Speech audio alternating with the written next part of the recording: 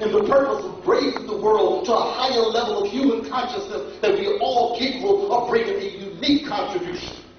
Everybody's got something to give, because none of us was somehow able to come here otherwise. Got to move on quickly. I thought I could get through this faster, but it's not working. Okay. Re-education, self-celebration, appreciating our unique contribution, the uniqueness we've done. There's nothing wrong with saying we are a part of the African inherited reality of Kòrsou. And we bring something special here. The Dutch brought something here. And we as Africans bring something here.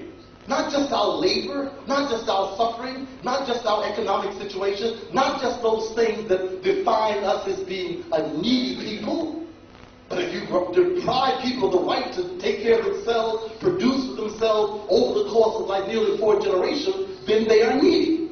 They're dependent. They're passive. They reach out. They don't know their own power. They don't know their own resources. They don't know their own capability. They don't know that here on Kòrsou, you could build a model society to show how people from all over the world, with all different nationalities, can work together based upon a human agenda. A human agenda that you in this microcosm, in this beautiful paradisical island, could produce for the world an image of how human societies can be better. But you can't do that if you look into Holland for your direction. If you look at the European philosophical system, if you look at the European philosophical or political systems, look to you.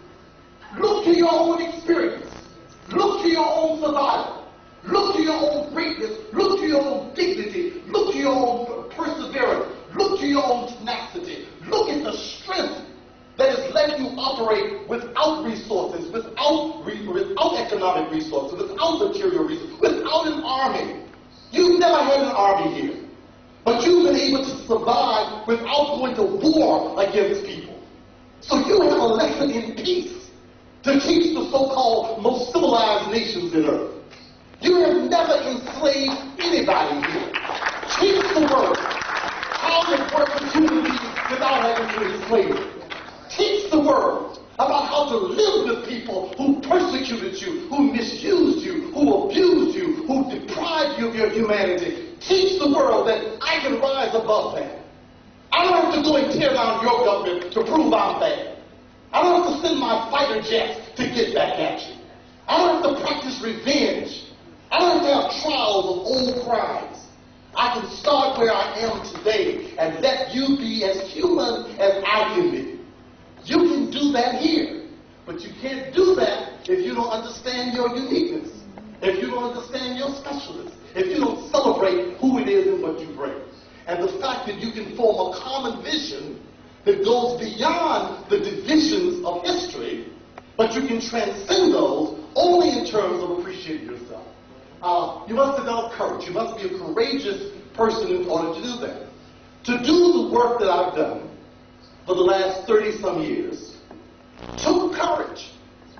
One of the things that I found out shortly after I finished my PhD in psychology from one of the best institutions of psychology in the Western world, one of the very best. Michigan has one of the most outstanding programs in psychology in the world. What I found out that I didn't know until it was almost over is that once you complete a PhD, guess what?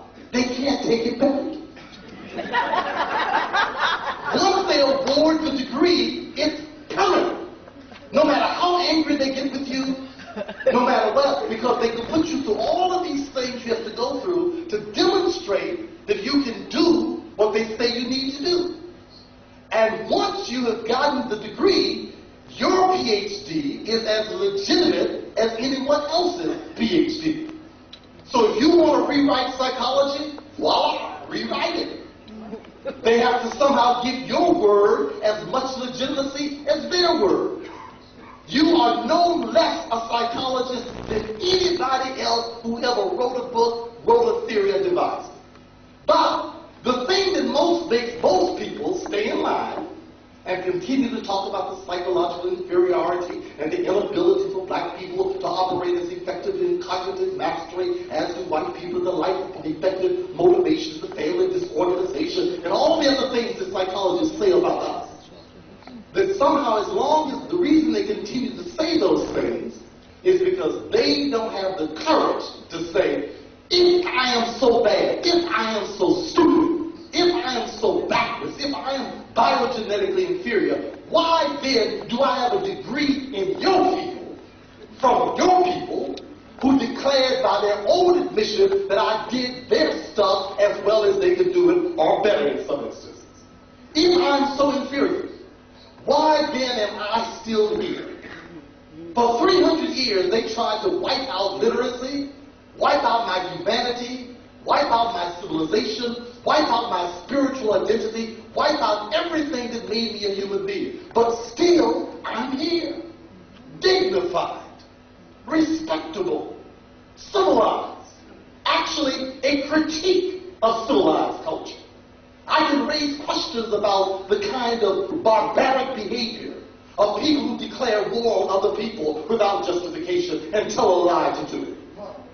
I can raise fundamental questions about how the wealthy continue to get wealthy while exploiting the resources of the unwealthy. I need to raise questions about what kind of economic system puts the masses of the wealth in the hands of a small majority at the top, and the masses of people end up as servants to those few. Well, I can raise economic critiques about that. And the question is, if I can do that, then how can I be all the negative things you say about me?